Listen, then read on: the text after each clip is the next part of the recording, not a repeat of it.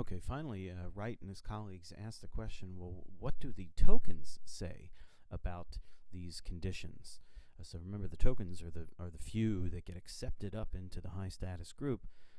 Then they would ask the tokens what kinds of behavior they would endorse for members of their group that they left behind.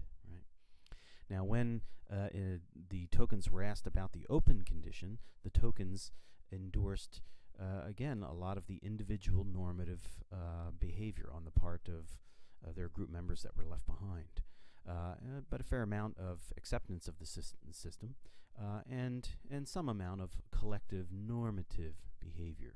Maybe the ones left behind, they could get together and try to change the system. Maybe the criterion was too strong or something, right?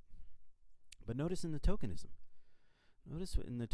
condition, where they themselves were the tokens and they made it up into the high status group, again they're still endorsing high levels of individual normative or acceptance, right?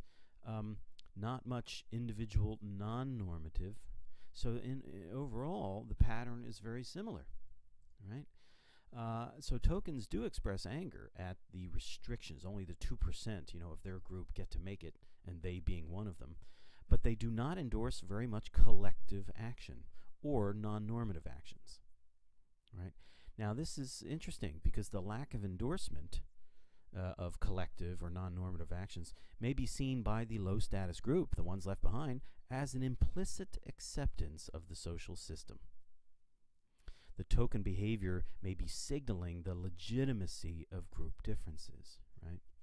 So remember, what the tokens are saying doesn't seem to change much, whether the system is completely open or whether it's severely restricted, with only a few people having access to the high status group. In both cases, the tokens are saying, hey, to everybody who didn't make it, work harder or just accept the system. Very little endorsement of collective action to address the system as a whole. And for those who are left behind, they may see this as, yes, the tokens, they themselves, they made it up, and so now they're kind of saying, that the system is legitimate, and they're saying that by advocating normative stuff, right? Individual normative behavior, and or do nothing at all, right? They don't seem to be advocating for collective action, either normative or non-normative, to change the system. So, just as in visual perception, here's the Necker cube thing, and the idea is we can look at this cube and kind of see two orientations of the cube. So psychologists call that an ambiguous figure. So too in social perception. Tokenism creates ambiguity. It creates ambiguity about group boundary permeability. Is it open or closed? Right? So here's the low status group, the high status group.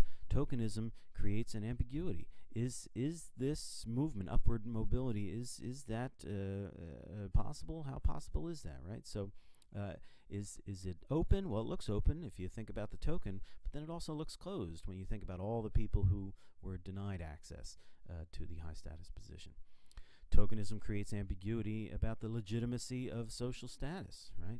I mean, after all, if some tokens achieve high status, well then I guess it's not about the group, right? It's about the individual. So it creates ambiguity about the legitimacy of these group differences. Because some members of the group are achieving success, maybe that means the system's legitimate and fair, right? Because if there were severe, real discrimination, there would just be outright blockage, outright a denial of any member of this group from achieving success. But tokenism indicates that there is some pathway to success for some members. Tokenism creates ambiguity in the target of the injustice. Is it personal or the group? So again here, if a token succeeds here, the others who are looking at that situation, are they going to say, this is an indication that the group is being discriminated against, or are they going to say, this is a call for extra hard work on my part to be the next one that makes it up into the high status group, right? So again, do you perceive this injustice, just the 2% making it up? Is that a group injustice, or is it an individual injustice that requires just more normative hard work? And tokenism creates ambiguity about the likelihood of support for collective action. So as individuals witness the tokenism, if that creates all those other ambiguities, then that also entails ambiguity about whether anybody else is going to join together to try and change the system. And we saw that other evidence that if one of these individuals expresses anger and makes accusations of discrimination, then you get a higher endorsement for collective action. But if not, then the ambiguity here seems to be reducing solidarity and the endorsement of group action. So now we can add to that what the tokens seem to be expressing. So here's the token achieving high status, and what the tokens seem to be saying back down to their group mates left behind. That message seems to be one of an individual normative kind, right? So the tokens, the minority of individuals that make it up into the high status group, they do not seem to be advocating for collective action. They seem to be sending an individual normative message that the way to achieve the success, like they did, is to do it individually, right, through your own sort of ambition and your effort and so on, as opposed to collective action to address the group differences in society. And that's an interesting psychological result. And so that's something that psychologists then can study further.